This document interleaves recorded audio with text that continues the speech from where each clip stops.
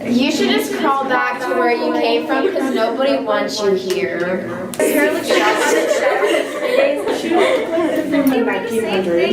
Ew, look at those red shoes.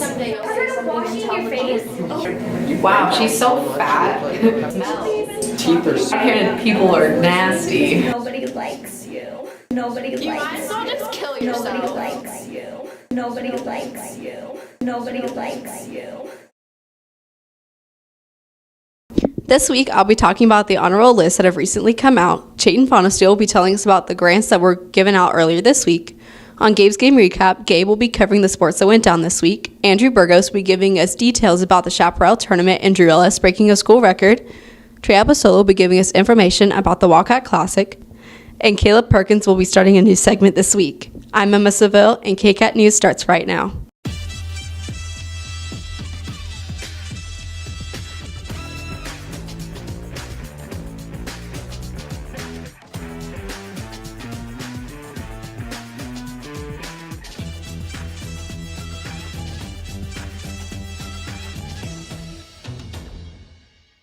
During last week, the list for the honor roll came out. I have more information about them.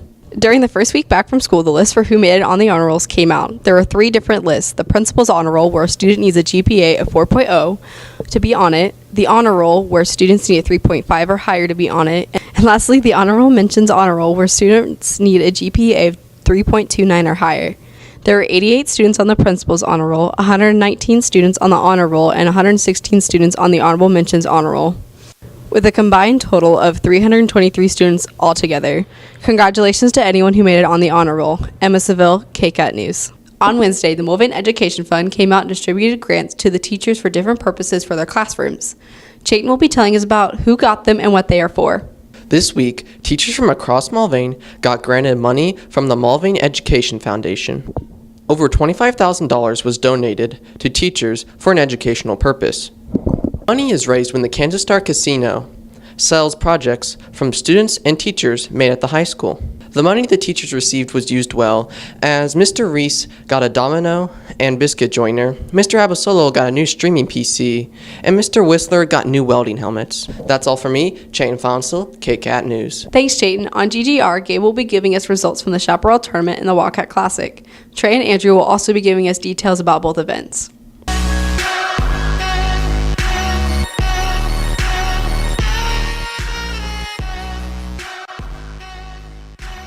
The varsity boys basketball team wrapped up the Roadrunner Classic on January 18th, playing against Chaparral.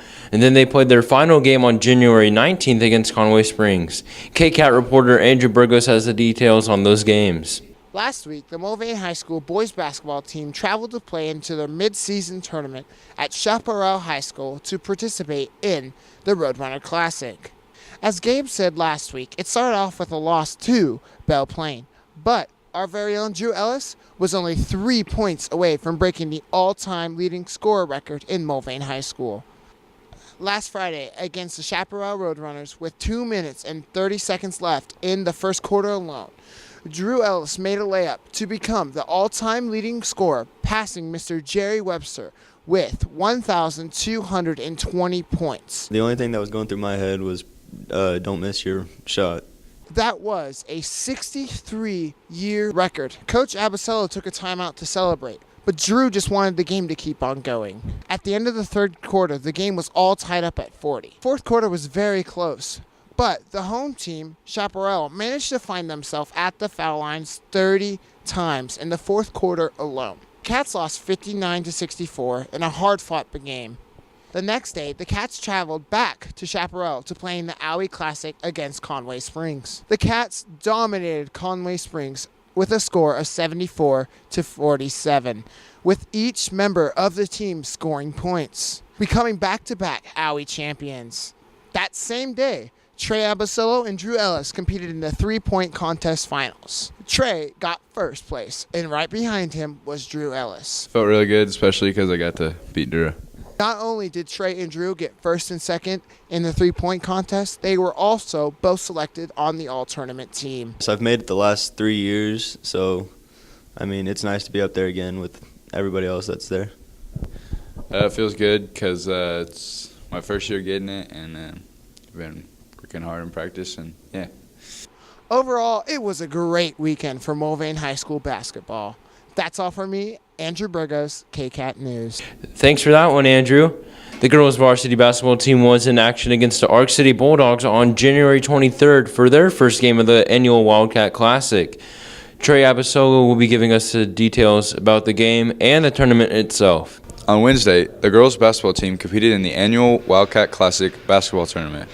The Cats opened up play against the Arc City Bulldogs and ended up pulling out their first win of the season, 55-54. It always feels good to get that first win, no matter if it comes or where it comes in the season. Kind of get that monkey off your back and give your team the confidence that they can get wins on the season. So, yeah, feels great. It was easier to get up this morning and get to school. We were a little out of control earlier in that possession, and I was just kind of hoping that we would get a shot rather than an empty possession. As Carson was aware of where she was on the floor, and she kind of stepped back to shoot that three, and she'd been shooting well all night, so I knew as soon as it came off her hand it was going in, and we just had to get back and play defense to defend Arc City back on the way down the floor. Didn't do the best job, but we got back and forced a questionable shot on their side. Trey Abasolo, KCAT News. That's it for this week's edition of Gabe's Game Recap. Gabe Daniel, KCAT News. From a bottle of Mountain Dew to a periodic table, Caleb breaks down Mr. Roderick's top 5 must-haves for teaching. Welcome, and this is Mr. Roderick. Here are the 5 essential things I just can't teach without. Okay, first item, of course, is my Mountain Dew. Without Mountain Dew, my kids are just not going to get the same science experience. Mountain Dew! The next thing that you need to start every day is the flag salute. Without the flag salute, I just wouldn't know how to start my day. The third thing you need to start every day is a red pen. Without a red pen, how am I going to give out Fs? The fourth thing, as a science teacher, and chemistry especially, I always have to have the periodic table.